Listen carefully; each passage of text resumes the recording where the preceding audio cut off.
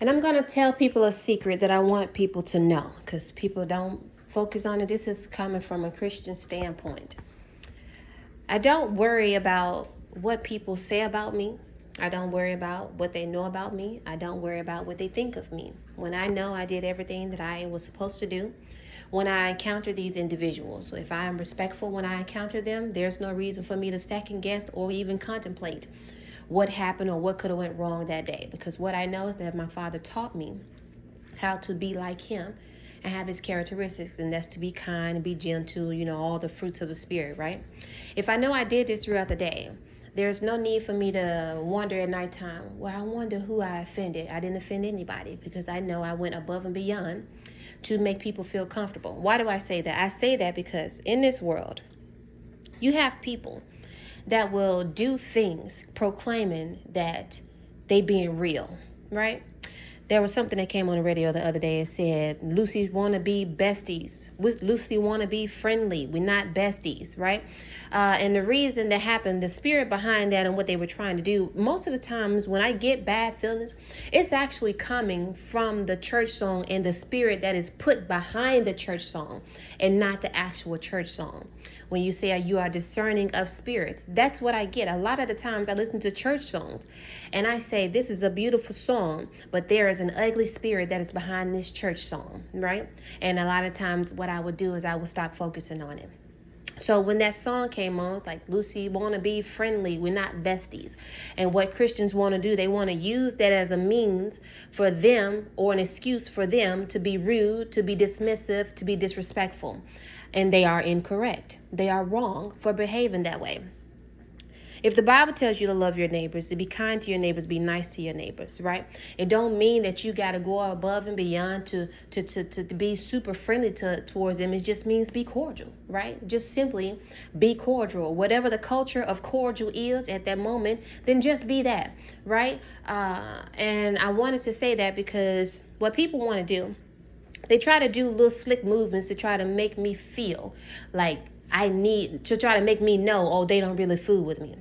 And I don't care, right? I don't care if somebody don't fool with me whom I have never done anything to.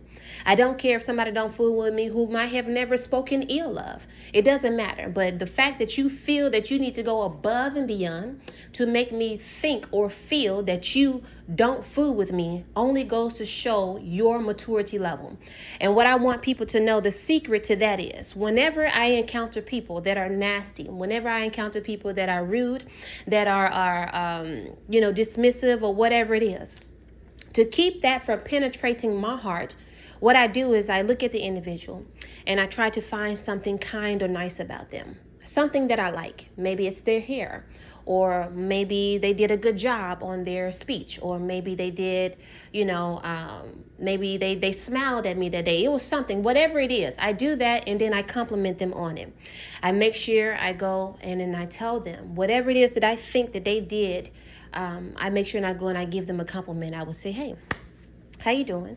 You did a good job with your speech. Or, hey, how you doing? I really like your hair. Or, hey, how you doing? Just something kind that I can think of. I do it, and then I go my separate way.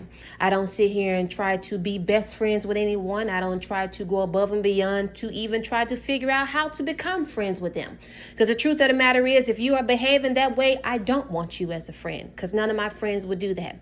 I believe that the friends that I will have, all of them will be mature, right? And how to handle situations when it comes to them not liking somebody. Just because you don't like somebody does not mean that you have to be rude and disrespectful.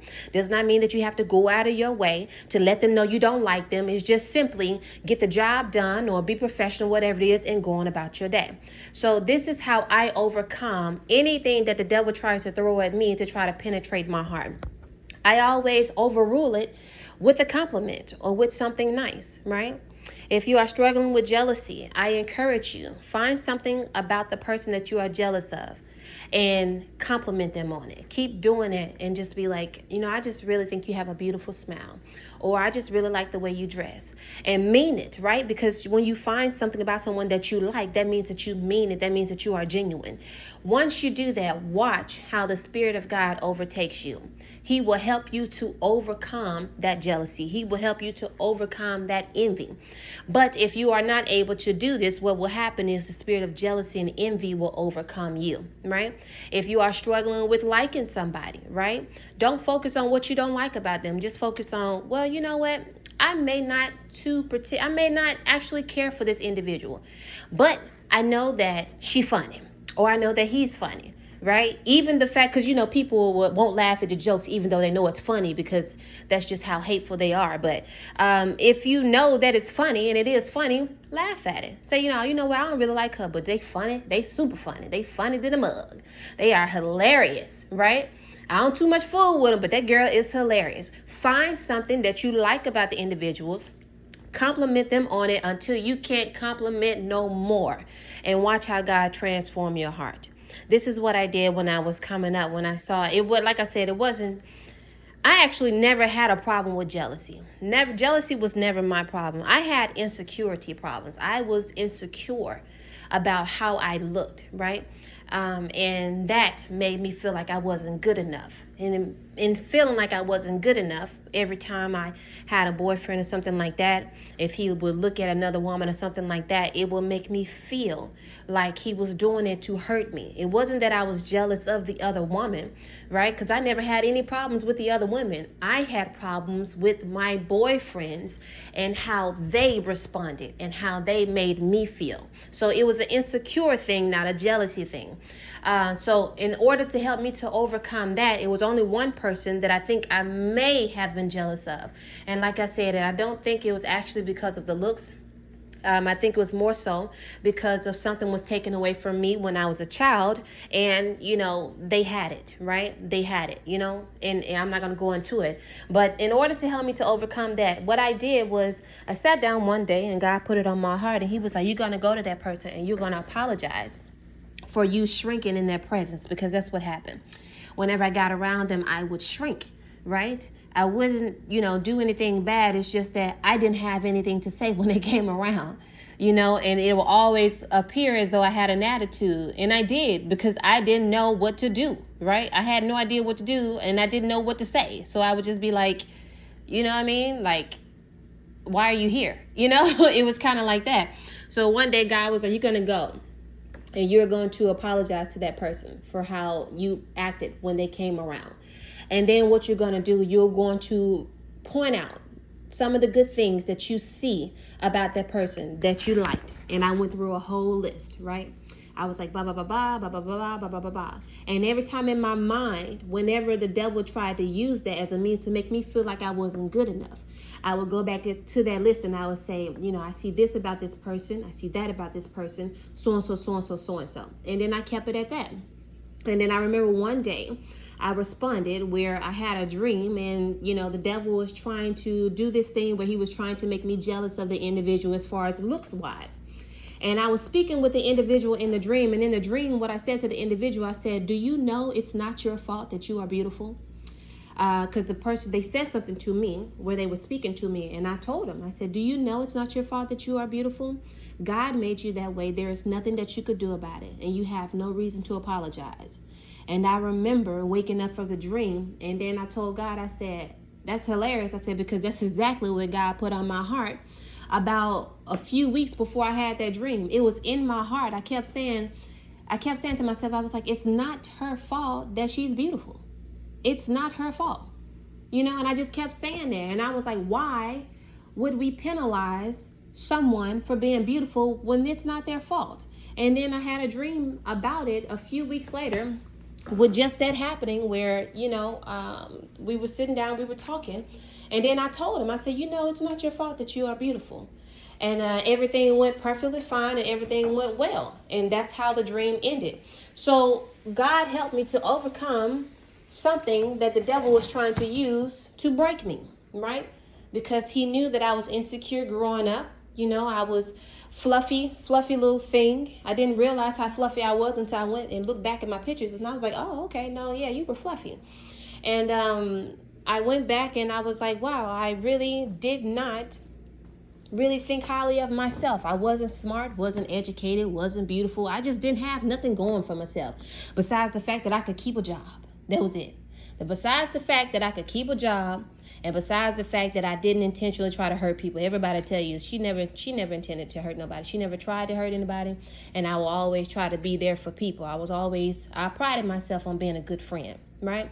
But outside of those two things, that was pretty much it. I didn't have anything going for myself. So I grew up insecure, thinking that I just wasn't good enough and didn't belong. And the devil tried to reuse that in my life, much like what he's trying to do right now. So I encourage you to overcome people that mistreat you, to overcome people that are nasty towards you, that are ugly towards you, that try to throw subliminals, that try to look at you a certain way so other people can see that they don't really fool with you. All this little girl, little kid, little boy stuff that we do.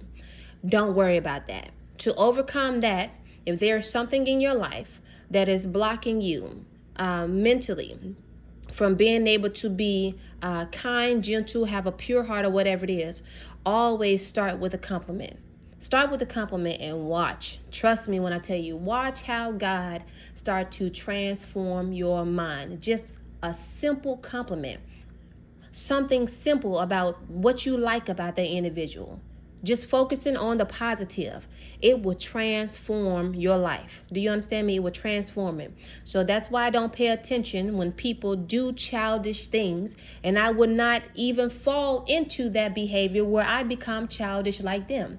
I will continue to mind my own business, and I will do and apply the lessons that God have taught me to overcome people that are struggling with themselves, because that's all that it is. When people do stuff like that, they are struggling with themselves and they don't know it. Okay? And the only way you know that is if you know that you never done anything to anybody, right, to cause them to behave or act that way towards you. But if you know you did something, and then you might need to self-reflect. But if you know that you didn't, then you will know those people struggle with themselves. It has nothing to do with me. And to keep my heart from being penetrated from whatever it is they're trying to project onto me, let me find something good about them. And then that way I will be able to hug them, give them a handshake, tell them how good they did on whatever it is they did with absolutely no problem. Because my heart will be pure and I won't have any hatred or animosity in my heart to project onto anybody else.